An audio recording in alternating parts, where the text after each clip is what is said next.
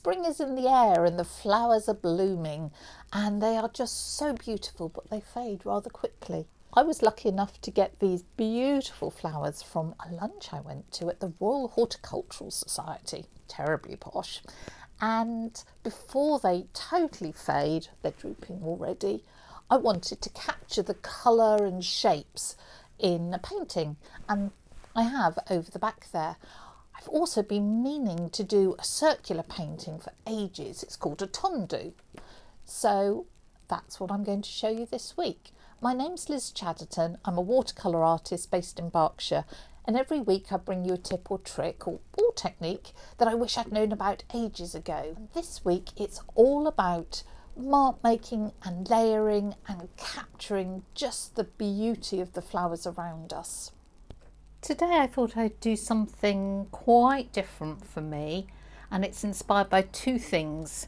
And one is this pretty posy of flowers, and these are the paints I am going to use. Now, I got sent this set from Artistro, and I've done a full sort of unboxing and review of this little set, and I thought actually I could put it through its paces by doing this floral, because they really don't flow very nicely on the surface, but they are beautiful colours. So before I start on my painting, I just want to practice some brush marks, and I'm looking at my posy and thinking, what brush marks will I need to do? I'm spraying the paints with clean water so that the colours are activated, and if you look at that review, you will see that one of my gripes was that there are no mixing wells. Well, I managed to discover those three little mixing wells, which I decided were no good. And let's have a think. I'm going to need petal shapes. I'm going to need leaf shapes. And I just thought I'd warm up, because this is not the way that I usually work. I'm all about the wet in wet, rather than just doing simple sort of brush strokes like this. So this is going to be a very good exercise for me. I'm just practicing simple leaf shapes with the brush. So placing it, pushing down, lifting up, and if we did a couple of those together, we could make a bigger leaf shape, something like that. Always drop in a bit more colour so that it can mix on the surface. Let's do another big set.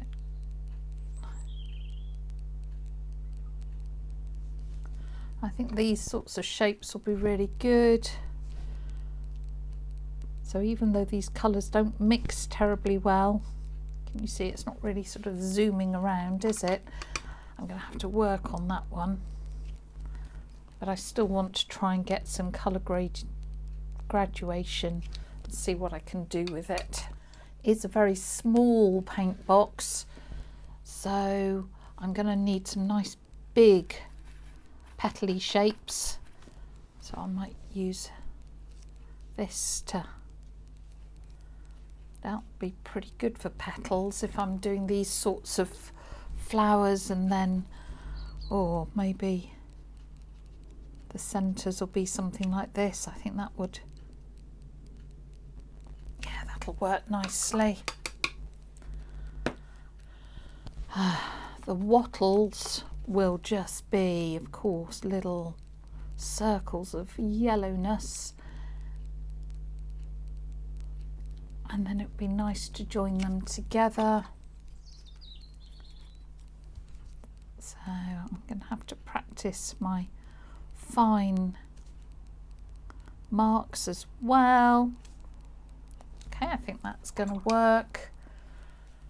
Another part of my preparation for doing this piece is to think of what I want to mask. And I'm going to be masking lovely flower shapes. And for that I need a decent brush mark. You know that masking fluid really gums up your decent brushes. So the way around that is to use either hand soap or washing up liquid, and to make up a really strong solution, sort of half and half. What you do is dip your brush into that, really coat those bristles. You can just take off the excess but not dry it, and that protects all the bristles. I'm using drawing gum from Pabio. This is really the least aggressive of the masking fluids. It is blue, so that can sometimes sort of put your eye out a little. What I mean is that you take the blue into account, but we'll have to live with that. You can hair dryer it without it bonding to the paper. You can put it on damp paper to get a softer edge to your masking fluid if you want to. So I've put some masking fluid into a pot. I've got a really strong solution of soap that will protect my brushes, and we should be good to go. I've got a half sheet of watercolour paper here, and I've marked a round on it because I want a circular composition. This is £140 and it's a knot surface, which is cold press surface, and I'm gonna paint. I will put a voiceover, rather commentary, as I go, just because this is a different way of me painting and I'm just going to experiment. I haven't done any underdrawing here besides that circle, so I'm just going in, making marks and shapes with the masking fluid to indicate large flowers, small flowers, sprays of flowers, leaves, etc. I'm really trying to get lots of variety. A little bit of splatter just breaks the surface up a bit as well. And this has to be dry before we can go ahead, otherwise it'll get picked up by my brush. So I'm spraying the paints with clean water, and that activates them and lets the colour release a little bit better. If you saw my review of the Artistro paints, you'll know that they aren't very lively on the surface, so I'm adding in lots of water to give them the best chance of moving around. And now I'm starting to build up the background layer and mixing wet in wet so that I can get some interesting colours. I'm very mindful of which ones are put next to each other so that I don't end up with any unpleasant mixes. I'm using a larger filbert brush here to actually paint in one of the larger flower heads in a similar way to the one that I masked out. So I think it's important that everything's not too small and busy. While it's still wet, I'll put in the dark centre.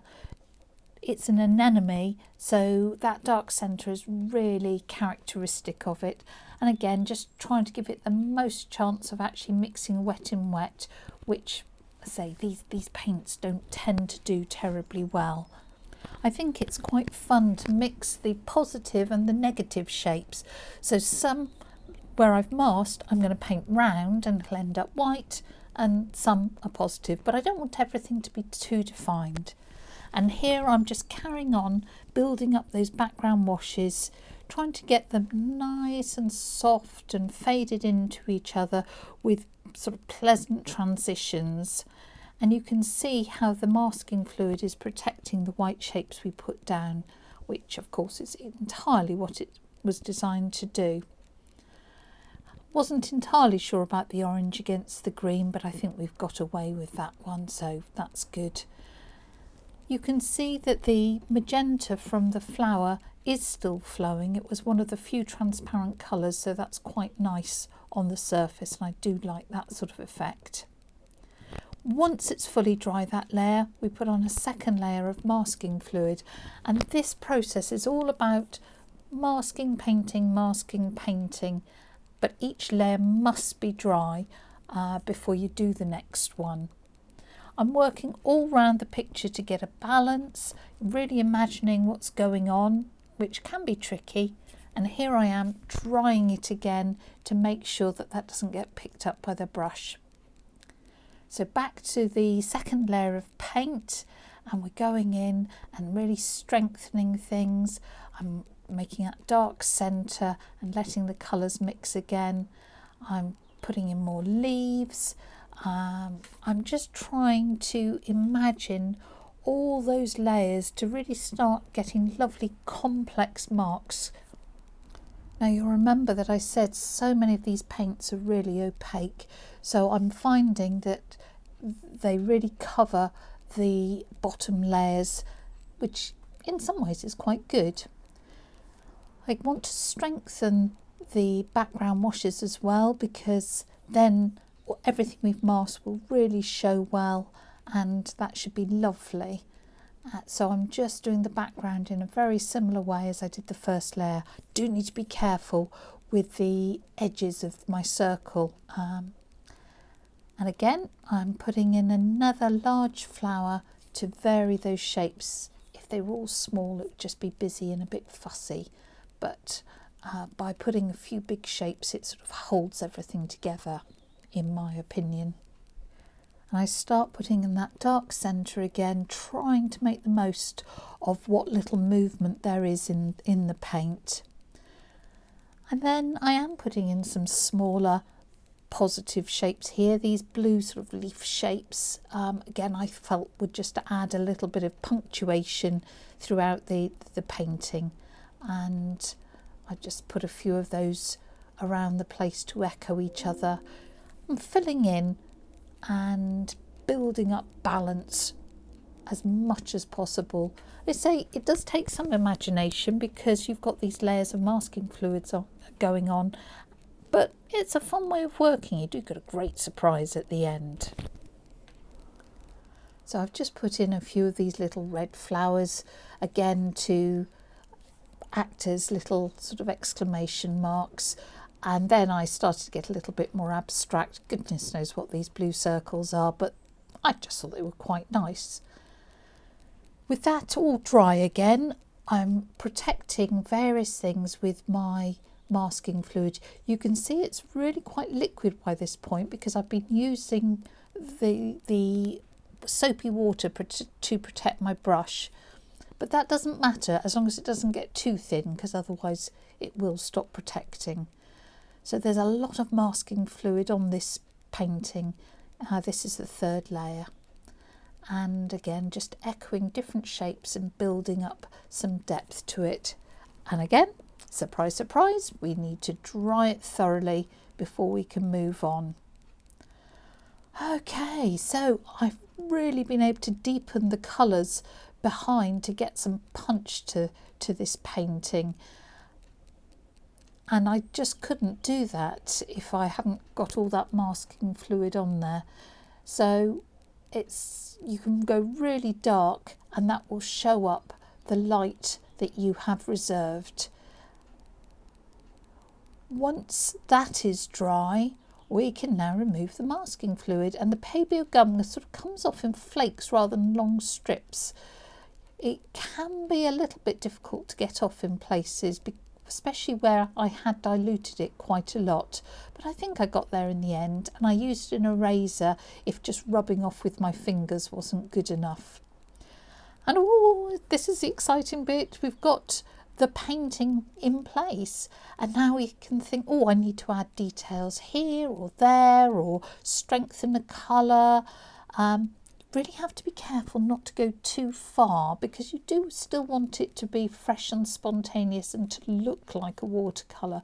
The temptation, of course, is always to fiddle, and we shouldn't do that. So I'm colouring some of the dots that I preserved because there was too much white. But I've got these paint marker pens also from Artistro. They're acrylics, and I thought this was a good opportunity to explore how they would add. They're sort of pump action, so you have to sort of give them a good shake and then sort of pump the nib up and down to get the paint to actually flow, and that's what I'm doing here. But as I say, I thought a few opaque marks and a few opaque details would add an interesting contrast to the transparency of the watercolour. So I'm adding a few dots, a few lines in different colours, but once again I am having to make sure I don't go too far, because it's very easy to get carried away and for everything to become very illustrative or very sort of outlined, and you really only want to put marks if it's actually adding something to the painting. So I'm being very careful and considered in what I'm doing and trying to make sure that my eye doesn't get caught in one particular place. That's why I'm adding this pink in, because I felt there was quite a lot of pink going on the left side and needed to be a little bit on the right here. The only one of these pens that I was a little disappointed with was actually the white. I just didn't find it terribly opaque, but some of the others were really good. So I thoroughly enjoyed doodling in some ways on top of this watercolour, and just adding a few little punches of colour and a few opaque marks where I felt it needed it. It just adds a layer of interest, but I really was starting to tell myself to stop at this point. So what I will need to do is clean up the background, because having done this circular composition, I must make sure there aren't any splodges on the background. It wasn't too bad. I do wish that I'd been a bit more precise with my edges, so if I did this again I would be careful to make that really crisp and to pay a bit more attention to that. But hey, you live and learn.